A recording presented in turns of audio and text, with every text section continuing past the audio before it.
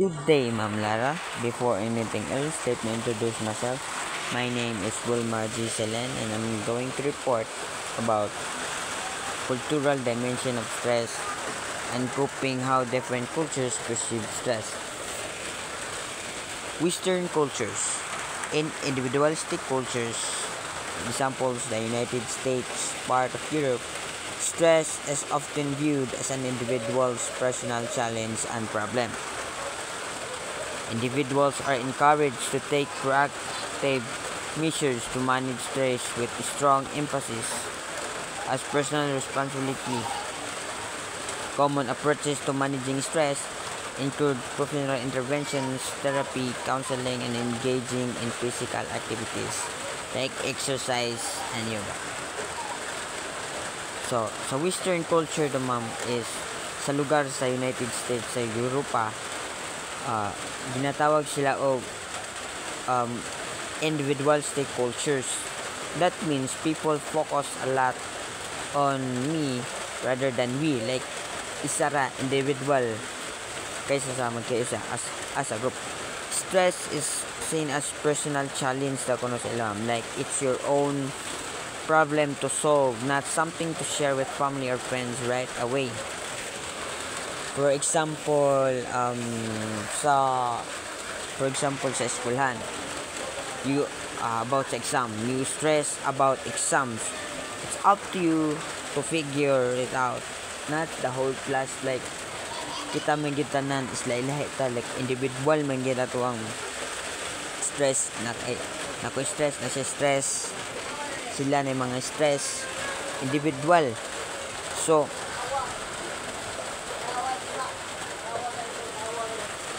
So that is how so Western cultures like individual. Then Eastern cultures. In many collectivist cultures, example Japan, China, India, stress is often seen as collective issue rather than an individual one. Maintaining harmony in relationship with family, friends, or societal highly valued. So like sa Western is individual, pero dani sa Eastern cultures is dili individual ang ila, like ang ila is kanang pagkahiyo sa bitaw, like isa po sa lugar sa China, Japan, Korea, ang mga kultura nila is kasagaran collectivist o magkahiusa, like magtinabangay bitaw, nagpasabot ni nga importante kaayo ang grupo, pamilya o komunidad labaw sa kaayuhan sa usa ka individual. Like example, kung nasila yung mga problema, kung adunay problema, dili lang kini problema sa usa ka tawo, gitanaw kini isip usa ka problema sa tibok pamilya o komunidad. Like kanang kung nabitaw may stress, like tinabangay bitaw, isa man is para daw kuno aron makasagubang stress, mangita sila og tabang gala o komunidad, dili ganahan inusara sa ilang problema, mas maayo kung dagan ang mutabang. So kanang lahi ang Western o Eastern. Ang Western is kanang iyahon, like individual, pero sa Eastern is tinabanga. Indigenous perspective. Many indigenous culture view stress as a spiritual imbalance rather than an emotion. Psychological state. Stress is believed to disrupt one's connection with nature, the spirit world, or community. Coping mechanism include spiritual practices, rituals, and communal environment. So lahi po sa indigenous perspective, ang ila ato is para sa ila is dili lang ang tao ang importante, kundi ang tanang butang sa kalibutan o ang ilang relasyon sa spiritual nga kalibutan. Kung adunay problema sa kinaiyahan o sa ilang komunidad, may mo kining hinungdan sa stress sa usa ka individual. So Para daw sa ila nagamit sila og mga traditional healing practice kung naandan nga pamaagi sa pagpanambal. Naglakip kini nga seremoniya sa tambal gikan sa tanom og espiritual kung ritual nga espiritual aron makasugbang sa stress ug makabalik sa balanse. Sa ila pod is ang pag-atubang sa stress dili personal kundi usa ka communal involvement kung paglambigit sa tibuok komunidad magtinabagay ang tanan aron masulbad ang problema. So kung naay problema o naay stress ang isa is tinabaga ang tanan komunidad dili lang isa kundi ang tanan komunidad.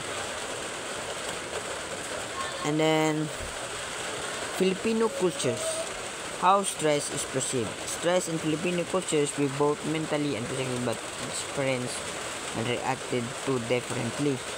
Stress and harmony. Stress is often seen as something that disrupts personal and social harmony. Religious spiritual factor due to the influence of Christianity combined with indigenous beliefs, many people view stress something that may require spiritual healing. So coping mechanism in Filipino culture, social support and bayanihan.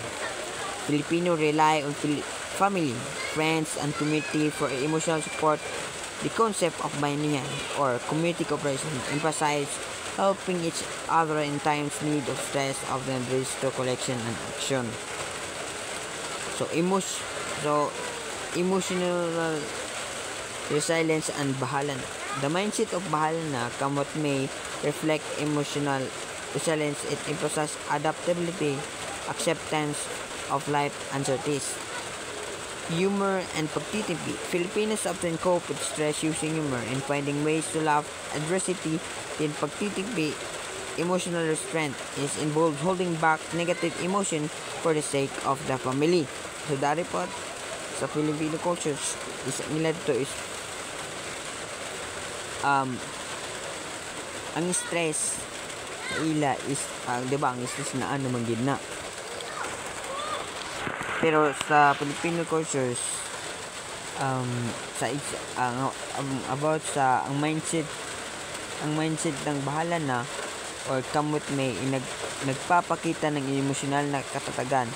Ito ay nagbibigay diin sa kayang umangkop at pagtanggap sa makawalan ng katiyakan ng buhay. Like example ako